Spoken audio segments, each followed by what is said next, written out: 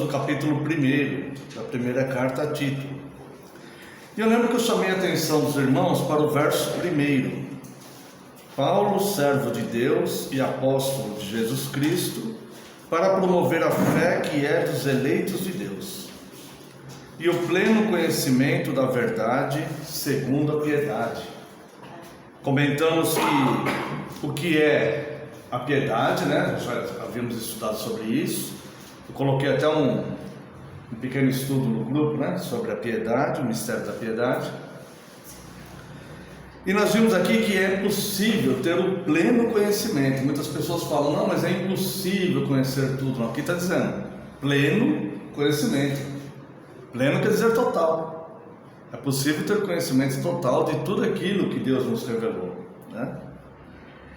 E chamei a atenção para essa seguinte frase aqui, ó, depois da primeira vírgula: para promover a fé que é dos eleitos de Deus. Porque, não sei se os irmãos lembram, eu falei, no segundo capítulo tem um versículo que foi muito distorcido e gerou, inclusive, heresias através desse versículo, né? Tá? Depois disso, Paulo, ele vai falar aqui que essa carta é endereçada a Tito, que era um pastor da ilha de Creta. E ele fala os deveres e qualificações dos presbíteros, mas ele acentua aqui a criação dos filhos. Na carta a Timóteo, quando ele vai falar dos presbíteros, ele acentua mais a questão da mulher do presbítero. Aqui ele acentua mais a criação dos filhos. E mais para frente nós vimos aqui, no versos 12 e 13, foi mesmo dentre eles um seu profeta que disse: cretenses sempre mentirosos, feras terríveis, ventres preguiçosos. E Paulo diz, tal testemunho é exato. Então, nós entendemos o porquê, dentro desse contexto, o porquê que Paulo deu uma ênfase aqui à criação dos filhos, do presbítero, a ênfase que não deu lá na carta a Timóteo, né? Porque muitas pessoas desprezam essas qualificações do presbítero aqui, porque ela é mais extensa na carta a Timóteo.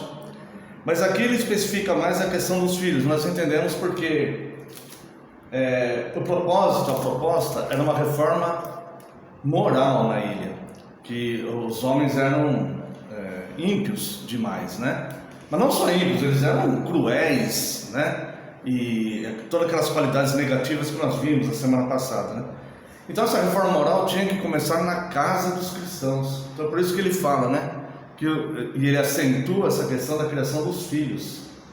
Porque seria algo muito incoerente, né? Você querer que uma sociedade mude, mas você não lutar para que a sua casa entre na moral. Você querer que a sociedade se torne uma sociedade moral, mas você não fazer esforço nenhum para que a sua casa tenha essa moral, né? Na criação dos filhos, nas nossas relações familiares.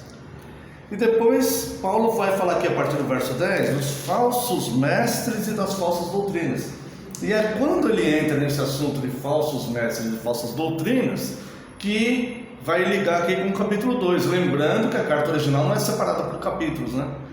Então aqui está separado, mas está separado dentro do mesmo pensamento. Então Paulo ele está falando dessa questão de falsos mestres e falsas doutrinas. E termina o capítulo 1 falando isso. E no capítulo 2 ele começa: tu, porém, fala o que convém à sã doutrina. Então, existe aqui o pensamento de trazer uma reforma moral para uma ilha que estava mergulhada em imoralidade, em diversos tipos de problemas. Essa reforma tinha que começar na casa dos cristãos. Haviam já instalados ali falsos mestres. Ele explica esses falsos mestres, mas ele dá orientação. Tu, porém, fala o que convém a sã doutrina. Então, quando nós estamos inseridos numa sociedade também que ela é imoral, não basta e não adianta ficarmos reclamando, falando, né, acentuando isso. Nós temos que fazer. Nós temos, se todo cristão começar a fazer isso, uma reforma moral, dentro de primeiro pessoal, depois dentro de casa, tentando levar isso para os amigos, nós vamos influenciar a sociedade. Nós não precisamos ser um deputado, um vereador, para que a gente possa influenciar a sociedade. Nós podemos, com um pouquinho que nós fizermos, nós podemos influenciar a sociedade, né? Então, conversando com nossos vizinhos, colegas de escola, de serviço e tudo mais, procurando trazer essa moral, né? A moral de Deus, porque nós vimos que a apostasia não é só o abandono da igreja, mas é uma sociedade, o indivíduo que abandona a igreja, né? Mas uma sociedade que abandona a moral de Deus. E a nossa sociedade está abandonando definitivamente a moral de Deus. Tá? Então nós vamos aqui agora, vamos dar uma olhada aqui do verso 2 ao verso 10.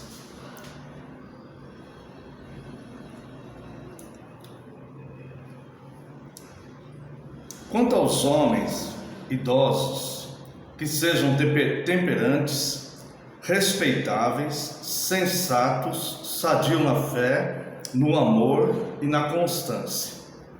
Quanto às mulheres idosas, semelhantemente, que sejam sérias em seu proceder, não caluniadoras, não escravizadas a muito vinho, sejam mestras do bem, a fim de instruírem as jovens recém-casadas a amarem ao marido e aos seus filhos, a serem sensatas, honestas, boas donas de casa, bondosas, sujeitas ao marido, para que a palavra de Deus não seja difamada. Quanto aos moços, de igual modo, exorta-os para que em todas as coisas sejam criteriosos. Torna-te pessoalmente padrão de boas obras. No ensino, mostra integridade, reverência, linguagem sadia e irrepreensível, para que o adversário seja envergonhado, e não tendo indignidade nenhuma que dizer a vosso respeito. Quanto aos servos, sejam em tudo obedientes ao seu Senhor, dando-lhe motivo de satisfação. Não sejam respondões, não furtem, pelo contrário, deem prova de toda a fidelidade, a fim de ornarem em todas as coisas a doutrina de Deus nosso Senhor. Então aqui nem precisa muitas explicações, só algumas coisas, né? Fala a respeito dos homens idosos e das mulheres idosas, que elas devem ser exemplo e padrão para ensinarem os mais novos, né? Então, como que é a vida da igreja, a comunidade cristã, como que ela tem que ser? Ela tem que ir passando de geração a geração, como era o povo de Deus, como Deus determinou lá no Antigo Testamento. Uma geração ensina a outra, inculca na cabeça do teu filho, coloca no umbral da porta, né? A lei de Deus, a palavra de Deus, ensina ele no caminho, você estiver andando com ele, vai ensinando ele, em cada oportunidade que tiver. Então, uma geração vai passando para outra. É isso que tem se perdido, a gente tem visto isso se perder na igreja, né? Não me refiro à nossa igreja assim, mas na igreja de forma geral, a gente tem visto isso se perder. As pessoas, não, deixa ele, quando ele crescer, ele escolhe, né? O que ele vai querer. Isso é um grande erro, né? Tá? Depois vai falar aqui, né? Quanto aos moços, no caso aqui são os jovens, né? As pessoas jovens aqui, tanto homens como mulheres, né? Exorta-os para que em todas as coisas sejam criteriosos. Ou seja, não basta ir numa igreja porque é uma igreja de jovem, tem que ter critério. Não, peraí, mas o evangelho é muito mais que uma igreja de jovem, né? Hoje em dia é igreja de roqueiro, igreja de motoqueiro, igreja de jovem, igreja de atleta, né? Igreja disso, igreja daquilo. Não, irmãos, o evangelho é para todo mundo, para todo mundo. Essas igrejas têm que pregar o mesmo evangelho e aceitar todo mundo. Então os jovens não sejam atraídos por isso. Eu gosto de ouvir rock, então vou numa igreja de roqueiro. Eu gosto de surf, vou numa igreja de surfista, né? Não, eu preciso ter critério para entender toda a sã doutrina e então estar ali, tá? E fala também para que não sejam respondões, né? No caso os servos não sejam respondões. Agora olha aqui no verso 7, o que ele está falando para aqueles que ensinam, né? Os pastores, presbíteros. Olha, torna-te pessoalmente padrão de boas obras. No ensino mostra integridade, reverência, linguagem sadia e irrepreensível, para que o adversário seja envergonhado, não tendo indignidade nenhuma que dizer a nosso respeito à comunidade total. Você viu por que a gente não aceita mesmo esses líderes que pregam com irreverência, com falta de reverência, com falta de respeito nos púlpitos, e que usam uma linguagem que não convém à santidade? Não é porque nós somos extremistas, radicais, chatos, né? Não, é porque a palavra está dizendo para não aceitar isso. Então, nós não vivemos segundo as nossas opiniões, o que nós achamos, eu acho isso bom, eu acho isso errado. Não é por causa das nossas opiniões. A nossa regra de fé é a Escritura. Então a gente procura, o que nos une é que cada um de nós, tendo opiniões diferentes, gostos diferentes, né? Se a gente perguntar aqui gosto musical, cada um vai ter um. Pode coincidir, de alguns ter igual, lógico. Cada um vai ter um, né? Que cor que você mais gosta, que comida você mais gosta, que tipo de filme você gosta, cada um vai ter um gosto. Então não é isso que vai mover a gente. O que vai mover a gente, o que vai nos unir, é a Escritura, como que ela é. É isso que nós temos em comum. Então nós vamos seguir o que está escrito nas Escrituras, porque a Escritura é a nossa regra de fé. E aqui está dizendo o seguinte, que esses que ensinam tenham, porque está falando aqui, ó, torna-te, verso 7, né? Torna-te pessoalmente padrão de boas obras. No ensino mostra integridade, reverência, linguagem sadia e irrepreensível, para que o adversário seja envergonhado, não tendo indignidade nenhuma a dizer a nosso respeito. Esse nosso aqui é a igreja toda, não só aquela igreja local, a igreja do mundo inteiro, para que não tenha ninguém que possa então lançar acusação contra a igreja, falar que a igreja age com indignidade por causa de um ou dois líderes, ou três, ou até mais, né, seja quantos for, que usam desse artifício no tipo de ensino, tá? Então é algo a ser considerado, né? Tá bom? Depois vai falar quanto aos servos, né? Em tudo sejam obedientes ao seu Senhor, dando-lhe motivo de satisfação, não sejam respondões.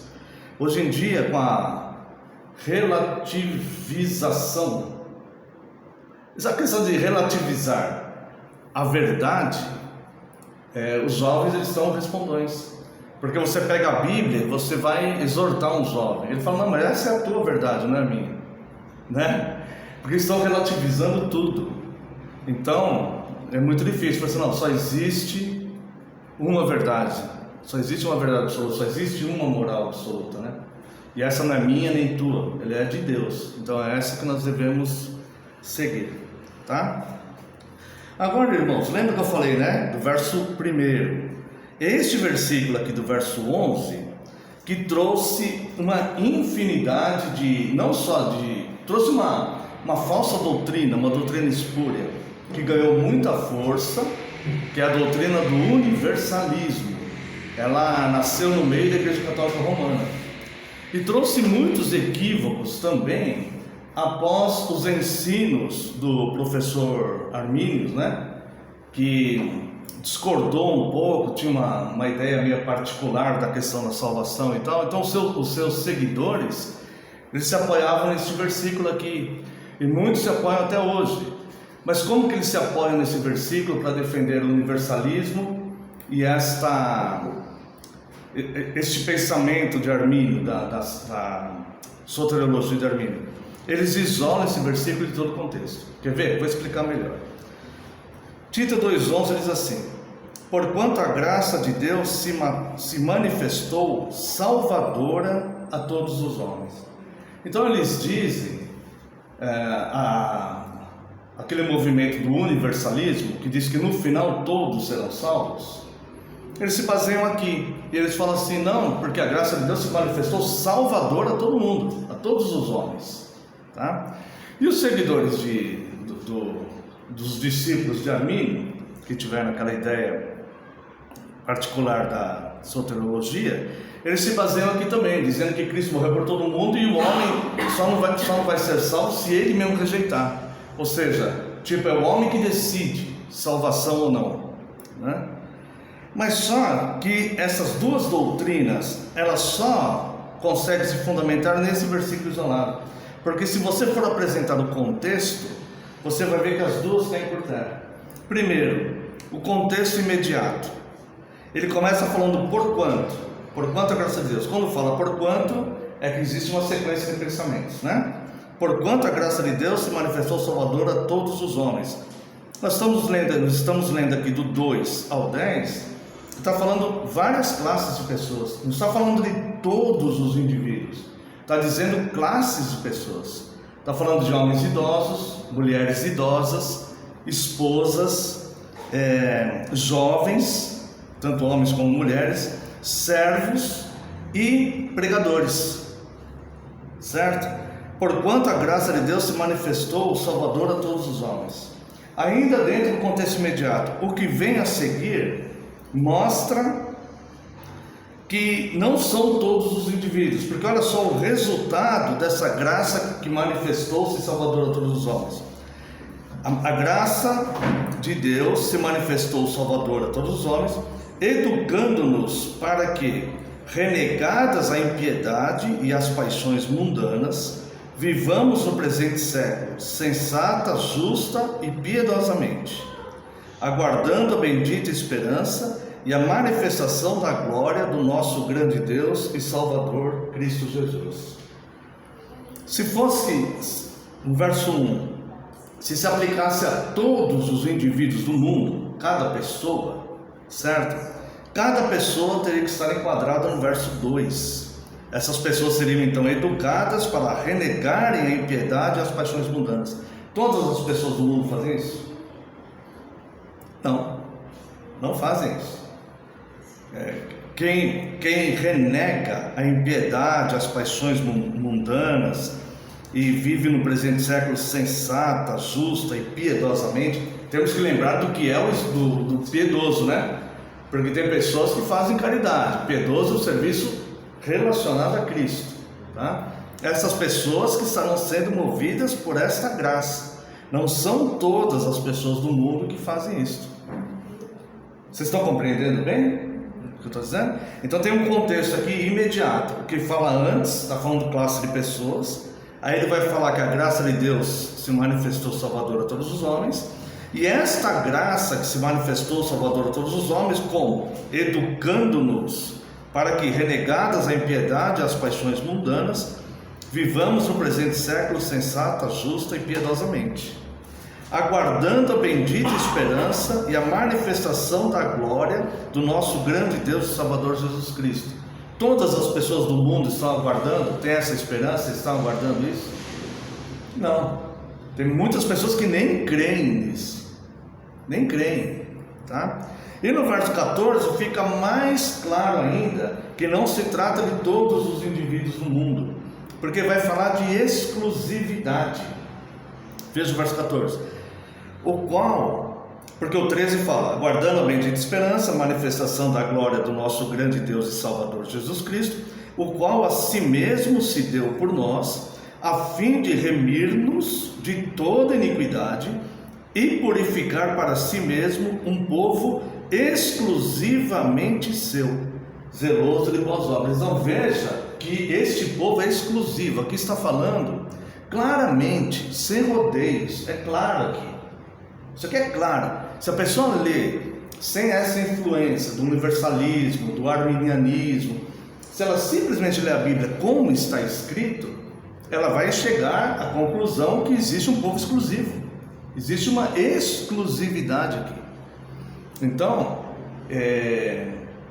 o que atrapalha é a pessoa querer explicar de forma humana as doutrinas, mas a própria Bíblia explica a própria Bíblia, né? Então, de fato, se a gente tira o verso 11, dá a impressão que a graça é para todos os homens. Mas não, mas está escrito todos os homens. Mas se você coloca ele dentro do contexto, você vai entender que está falando de classes de pessoas e que existe a graça de Deus que vai fazer isto, educando essas pessoas para renegarem as paixões mundanas, né? E tudo mais, então, a fim de que, né? Que haja um povo exclusivo. O próprio Cristo se deu para unir para Ele, né? Para resgatar para Ele, tá? Um povo exclusivo, que viva nessas boas obras. Agora, tendo esse verso 14 em mente, nós já vimos aqui o contexto imediato no verso 11, você pode ver o contexto da carta. O contexto da carta no verso 1 já está explícito. Foi o que nós falamos na semana passada. Quando chegar lá nós vamos ver, né? Falamos isso na semana passada. Quando chegar no 11 nós vamos ver. Paulo, servo de Deus e apóstolo de Jesus Cristo, para promover a fé que é dos eleitos de Deus e o pleno conhecimento da verdade segundo a piedade. Então essa fé não é de todos. Esta fé ela é exclusiva dos eleitos, né? Essa fé é exclusiva dos eleitos de Deus. Então, não é trabalhoso, nem algo que não dá para entender. Quando se pega um texto assim, a gente tem que olhar os contextos. O contexto imediato que está falando antes, que está falando depois, para quem que é dirigida a carta, qual que é o contexto da carta e tudo mais, né? Porque a Bíblia é contextual. Que, de fato, irmãos, a maioria das heresias e coisas é tirada da própria Bíblia. Mas por quê? Porque se despreza o contexto, a contextualidade da Bíblia, e pega os versículos isolados, né? E aí vai defendendo ideias, fundamentando ideias, pensamentos em cima de contextos isolados, né? E é isso que não pode acontecer, tá? Agora, se você olhar o verso inteirinho, você fica mais seguro ainda. Paulo, servo de Deus e apóstolo de Jesus Cristo, para promover a fé que é dos eleitos de Deus e o pleno conhecimento da verdade segundo a piedade, na esperança da vida eterna que o Deus que não pode mentir prometeu antes dos tempos eternos. Então, algo que já estava determinado, definido por Deus antes dos tempos eternos. E como eu falei semana passada, né? A gente olha e a gente nem sabe quando é isso. A gente não tem essa noção de tempo. Não tem como a gente explicar as coisas de Deus pelo nosso próprio intelecto. Não tem como isso. Por mais erudito que seja aí um professor, um presbítero, um pastor, né? Por mais títulos acadêmicos que ele tenha, tudo, como é que ele vai explicar em que tempo eram esses tempos eternos aqui, quando Deus prometeu isso, né? Não dá. Então, a grandeza de Deus é maior. Então, o que nós devemos fazer? O que é sensato e honesto da nossa parte? Deixa a Bíblia responder, porque a Bíblia a Bíblia que é a palavra de Deus, né? Então a própria Bíblia ela vai explicando, porque ela se auto-revela. A Bíblia é a revelação de Deus, né? E o que a Bíblia não fala, a gente não deve ter vergonha nenhuma de dizer não sei, não sei. Ah, mas você não é pastor da igreja? Eu sou, mas se a Bíblia não revela, não tem como eu saber. Por exemplo, eu não sei quando que é esses tempos eternos aqui. Quando que Deus prometeu isso? Antes dos tempos eternos. Deus é autoexistente, né? Então, é isso. Os tempos já são tão eternos, como é que antes dos eternos? Então, né? É tipo, é algum lugar da eternidade, antes de Deus ter criado tudo, entendendo que o tempo de Deus não é um tempo limitado como o nosso, né? Que um dia de 24 horas, coisas assim, com certeza não.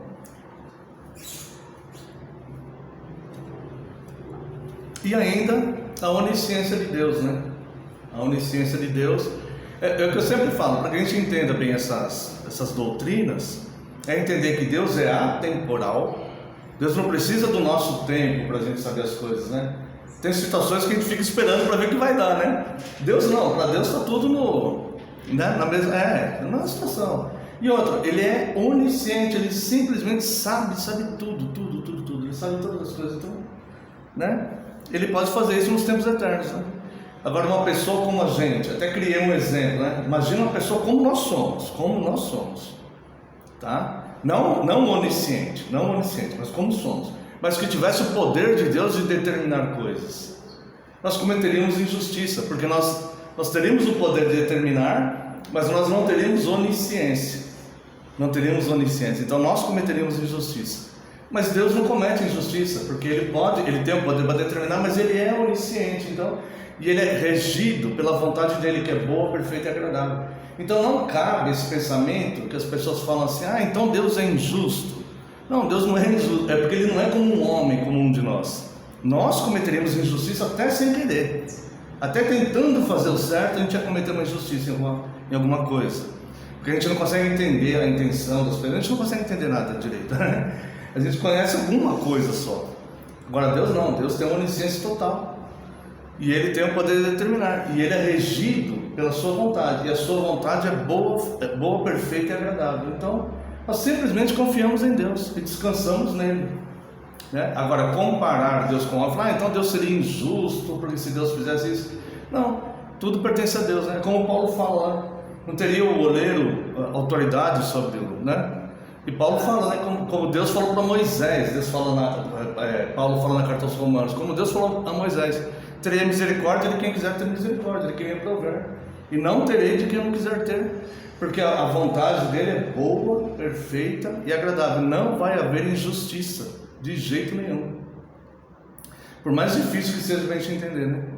Mas voltando aqui ao nosso estudo aqui, certamente o verso 11, ele não pode fundamentar a doutrina do universalismo, que surgiu no seio da Igreja Católica Romana. Não vai fundamentar, tá?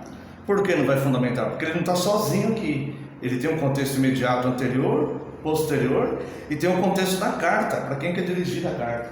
Então ele não pode se fundamentar. E o pensamento dos seguidores de Armínio também não pode se fundamentar aqui, porque teria que excluir todo o contexto, o anterior, o posterior e o contexto da carta. Então não dá. Mas é um dos versículos mais usados por eles. Simplesmente é um conjunto de versículos tirados daqui, tirados dali, que vão formar a teologia deles. E eu não falo por mal, nem estou defendendo igreja, homem, pessoas, não. Eu estou defendendo as escrituras. A minha proposta é só o que a escritura ensina, texto com texto, né? Fica nas escrituras que vai dar certo. Depois vem o verso 15: diz estas coisas, exorta e repreende, também com toda autoridade, ninguém te despreze, tá? Só vou fazer uma parte, quando fala aqui no verso 14, vai falar de um povo exclusivamente seu, né? Se todos nós, se todas as pessoas do mundo estivessem sendo alcançadas por esta graça, haveriam pessoas condenadas ao inferno que não estariam no meio desse povo excluído, com os pecados expiados por Cristo. Aí sim seria uma injustiça. Porque se você pegar e defender que não, Cristo ele morreu por todas as pessoas, ele derramou o sangue puro dele por todas as pessoas do mundo, mas se na sua teologia mesmo você admite que haverá um inferno e pessoas se perderão, mesmo que você fale, não, mas a pessoa que rejeitou, mesmo que você pense assim, certo? Ainda assim teria pecados expiados sendo condenados no inferno. Ou seja, o sacrifício de Cristo teria sido insuficiente, e aí haveria uma injustiça, porque o pecado que já foi pago estaria sendo condenado de novo lá no inferno. Então realmente não tem como sustentar, tá bom? E no verso 15, né, que é o último versículo, né, essa carta ela é bem curtinha, né? Diz estas coisas, exorta e repreende, também com toda autoridade, ninguém te despreze. Lembra que para Timóteo ele fala, ninguém despreze a tua mocidade, né? E aqui para Tito ele fala, ninguém te despreze. Ou seja, quando o presbítero, o pastor e tal, ele tem essas duas frentes, tá? Ele prega a sã doutrina de forma sadia, com reverência, sem trazer indignidade para o povo. Mas não é só isso, ele apresenta frutos também nessa vida. Eles têm, lógico que tem, mas apresenta frutos também, a ética cristã, tá? Então essa palavra que ele fala para Timóteo, fala para Tito, é para todos esses líderes, ninguém te despreze. Então se você identificou isso no líder, tenha ele, não estou falando porque eu sou pastor aqui não, né? Mas é porque são doutrinas que têm que ser ensinadas. Tenham esses líderes que te instruem certinho na fé, que não te exploram e que mostram na vida frutos da ética cristã. Tenha esses líderes em autoestima, tá? Porque eu posso garantir para você que em todas as igrejas que você conhece no mundo, e na nossa não é diferente, tem os bons e os ruins, como em toda profissão, como no meio da sociedade, como em todo lugar tem, tá? Então os irmãos considerem isso. Diz essas coisas, exorta e repreende também com toda autoridade, ninguém te despreze. João Crisóstomo, ele disse que esta severidade, com toda autoridade, repreende, exorta e repreende, tá? Porque que acontece? A exortação, no caso, podemos fazer uma advertência, exortar, né? E repreende, quando de fato a pessoa está ali obstinadamente, vivendo no erro, tudo repreende. Aqui, João Crisóstomo, ele falou que essa severidade da repreensão, logo após a exortação, porque a exortação dá uma ideia de algo mais amoroso, né? Mais amoroso. E a repreensão dá uma ideia de algo mais duro, embora justo, sem cometer a injustiça, né? Então aqui vai dar, esses dois elementos juntos, vai construir uma severidade, porque a pessoa foi exortada e repreendida, tá? Então João Crisóstomo lhe disse isso, que essa severidade é contra os pecados atrozes. É aquele pecado mesmo que a pessoa não está conseguindo se libertar dele, e esse pecado vai condenar ela. Então é o remédio forte, né? É a cirurgia mesmo que tem que fazer para salvar a pessoa. Sabe aquela cirurgia mais aprofundada, aquela decisão mais drástica mesmo e tal, para tentar salvar a pessoa. E assim termina essa carta aqui, tá? Aliás, termina a carta não, né? Termina o capítulo 2, tá? Se Deus permitir, na próxima semana vamos entrar aqui no capítulo 3.